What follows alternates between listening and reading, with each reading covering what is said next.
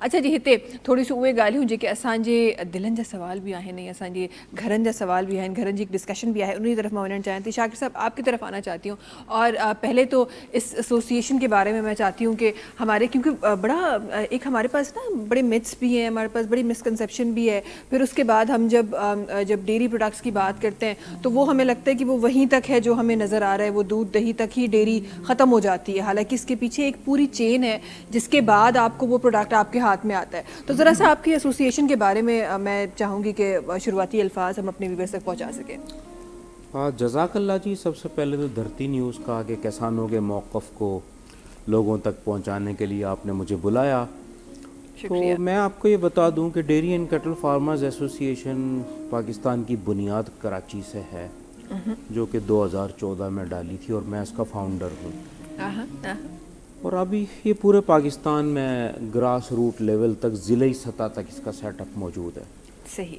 हम कोशिश कर रहे हैं कि अपने किसान को मुनज़्ज़म करें और कोऑपरेटिव्स के तौर पे, जैसे कि इंडिया में एक मॉडल है हमारे पास अमूल का, और अमूल जो कंपनी है उसमें हर किसान पार्टनर है। हम ये चाहते हैं कि हम किसानों को इकट्ठा करके पाकिस्तान में कोऑपरेटिव सोसाइटीज़ बना दें।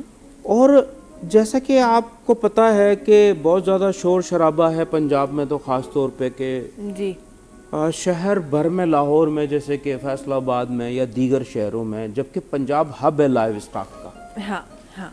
और सबसे ज़्यादा लाइव स्टॉक की जो तादाद है, जो मवेशियों की तादाद है, वो पंजाब में है। 75% जो लाइव स्टॉक का मालिक है वो पंजाब है। तो हम ये कोशिश कर रहे हैं कि हम किसी न किसी तरह किसान को भी मजबूत करें, उसे एंड यूज़र तक पहुँचाए, बीच में से मिडल मैन को ख़त्म करें, और जो सारिफ है उसे ताज़ा खालिस दूध, बेहतरीन मिलावट से पाक दूध फराहम करने की कोशिश करें। उसके लिए हमने, जैसे मैं बता दूं आपको कि उसमें हमारी जो बहुत ज़्यादा मदद की है, वो आजकल जो टेक्नोलॉजी है, सोशल मीडिया ने हमारी बहुत ज़्यादा मदद की है। जी सही।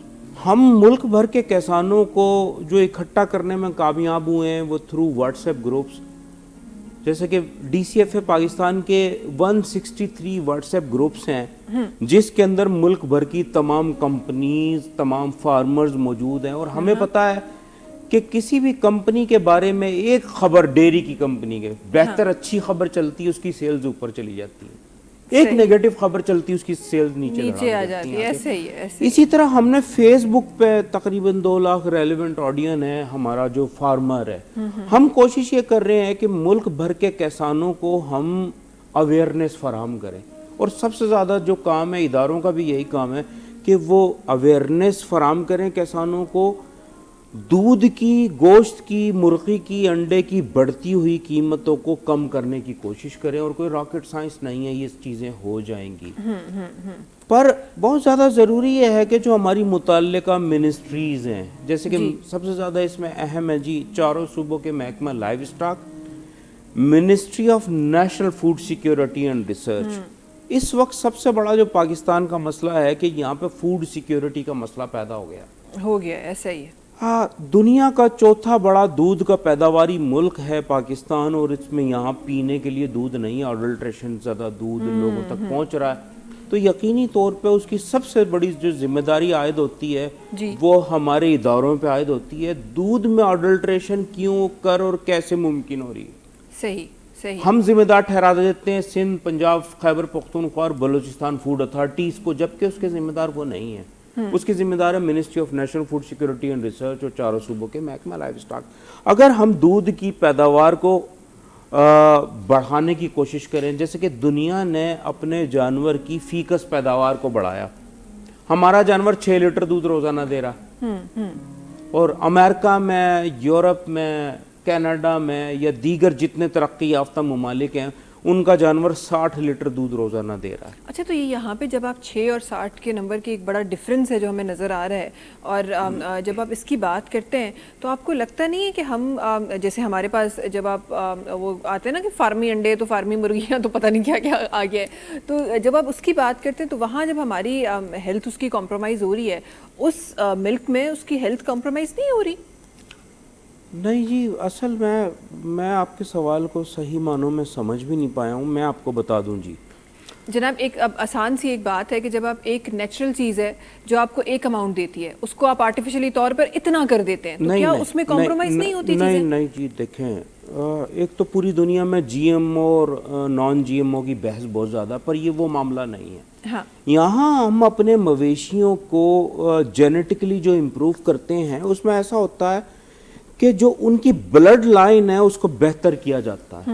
اس میں ایسا ہوتا ہے جیسے میں اگر عام فہم الفاظ میں آپ کو سمجھاؤں، ایک جانوروں کا ہرڈ ہے، اس میں ہم 10 مویشیوں کو سلیکٹ کر لیں کہ وہ اچھی دودھ دینے والی گائے ہیں، اور 10 مویشیوں کو ایسوں کو سلیکٹ کر لیں کہ جی ان کی جو بچے تھے انہوں نے اچھا دودھ دیا، اور ہم انہیں ساتھ اس کی بلڈ لائن کو بناتے جائیں. یہاں ہمارے یہاں مسئلہ یہ ہو رہا ہے کہ کسان چونکہ اویئر نہیں ہے، کسان ناخواندہ ہے، جس کی وجہ سے اس جانور کی بلڈ لائن کو تباہ کر دیا گیا. دن بدن جیسے پہلے ہماری فی کس پیداوار 12 13 14 لیٹر تھی پر جانور، اب وہ 6 لیٹر پہ آ گئی. وہ اویئرنیس نہ ہونا، تو اس سے جینیٹکلی دنیا نے اپنے جانور کو امپروو کیا ہے. اب جیسے ہماری ریڈ سندھی ہے، یہ ٹھٹا بیلٹ کی کوسٹل ہائی وے بیلٹ کی گائے ہے، وہ برازیل نے امپروو کی. اب وہ